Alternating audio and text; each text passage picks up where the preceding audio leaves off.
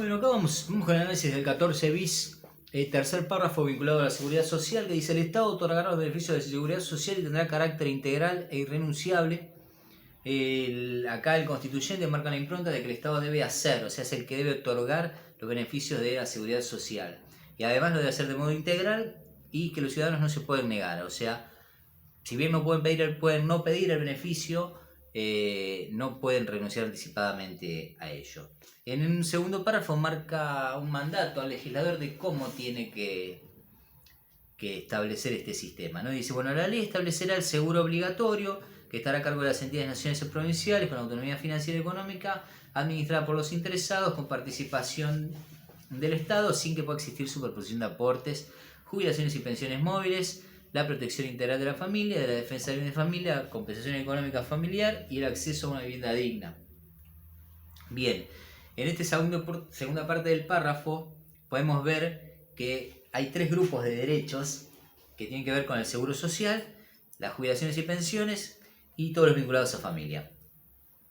Etala, Vidal Campos, que han escrito, generalmente hablan de esta diferencia entre jubilaciones y pensiones, y tiene esto que ver con que en el momento donde se sanciona la Constitución, en aquel momento existía un régimen de carácter puramente contributivo y previsional, o sea, no había asistencialismo, con lo cual se podía distinguir entre jubilaciones y pensiones, ¿sí?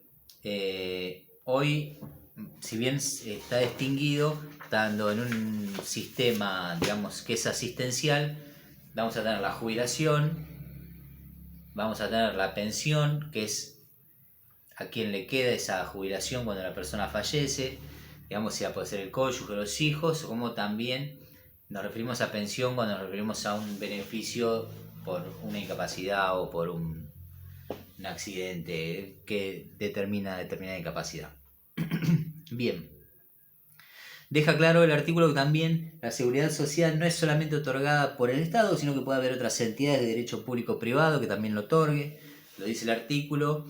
Y bueno, tenemos acá la cuestión de que hay entidades como ser mutuales, cajas profesionales y demás que otorgan beneficios que tienen que ver con seguridad social, que no hacen necesariamente a la que es jubilaciones, sino, por ejemplo, tenemos una mutual determinada que da un descuento en un hotel en Mar del Plata para vacacionar, y bueno, tiene que ver con que está cubriendo ya no contingencias sino una situación. Recordemos que al principio la seguridad social primero cubría riesgos como algo dañoso, después se pasó a cubrir contingencias como algo que disminuía el ingreso o aumentaba el gasto, aunque no sea dañoso, y hoy una tendencia más actual o a futuro es que la seguridad social tiende a cubrir situaciones, como por ejemplo esparcimiento, digamos, como un derecho subjetivo.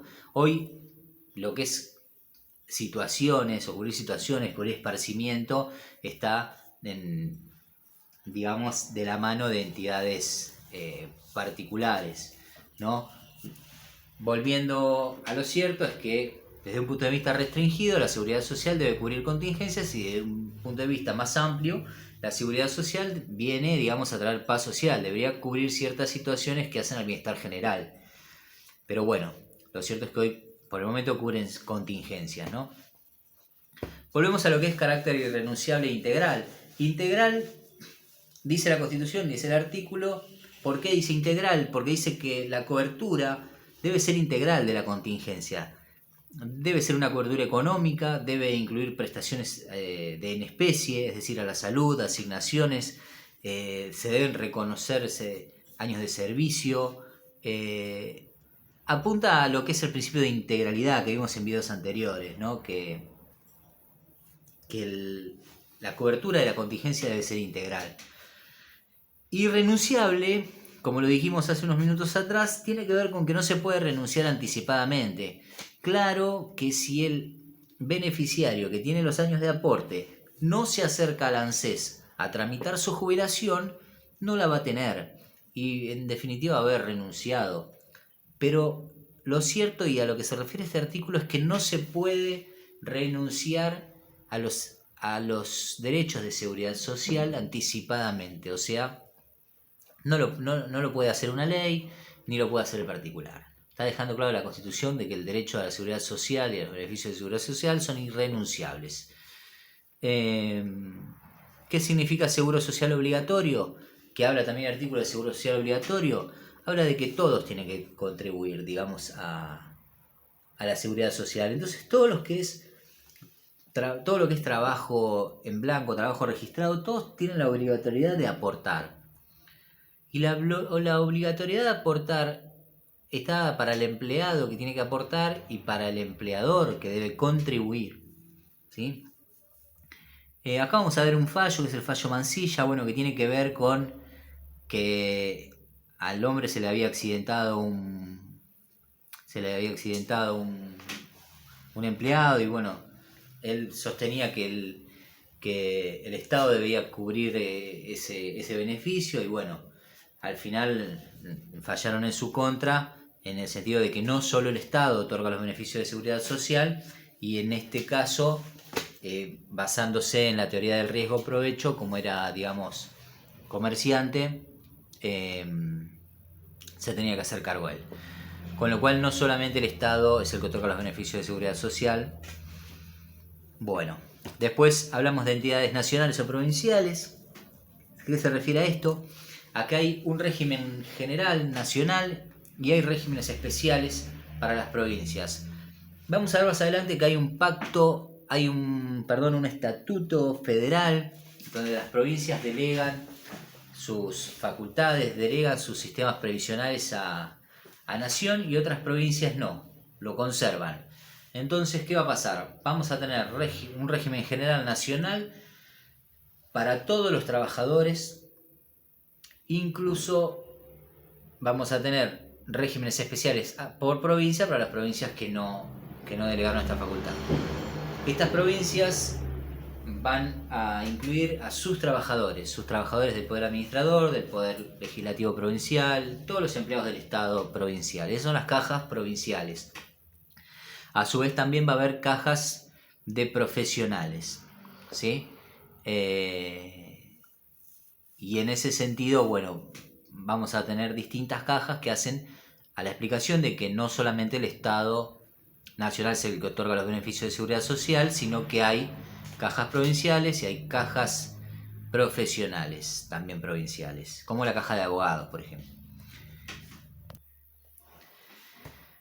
Vamos a hablar de que el artículo también dice que no puede existir superposición de aportes. Acá no se refiere a que podamos estar aportando a un régimen general o a un régimen particular, como por ejemplo un abogado que se inscribe en la matrícula provincial empieza a aportar a la caja de abogados de la provincia de Buenos Aires, a su vez abre un estudio, se inscribe en la FIP, tiene el monotributo y empieza a aportar al régimen general. En definitiva, si cumple los años en la caja de abogados, si cumple los años en el monotributo, el régimen general va a obtener dos prestaciones previsionales distintas, ¿no?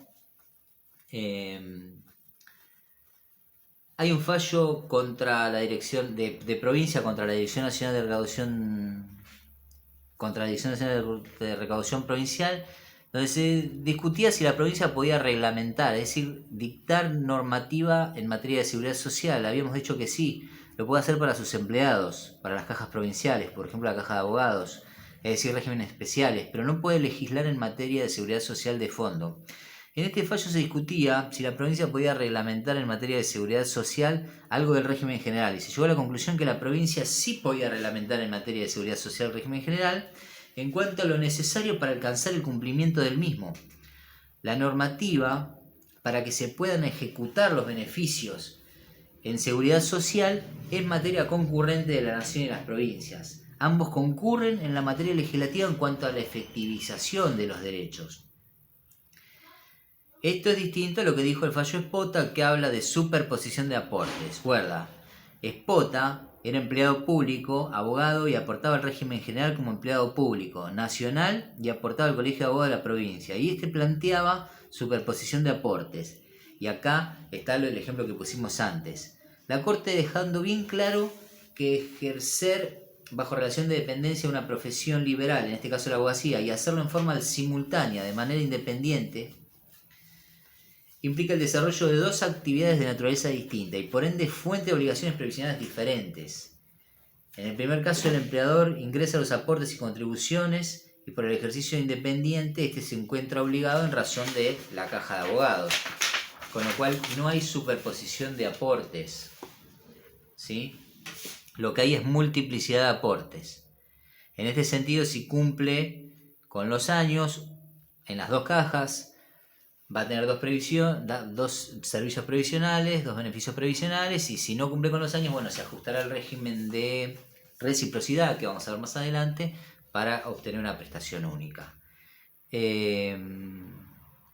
Así que bueno, en resumidas cuentas, esto es lo que vimos del artículo 14 bis, tercer párrafo, los derechos,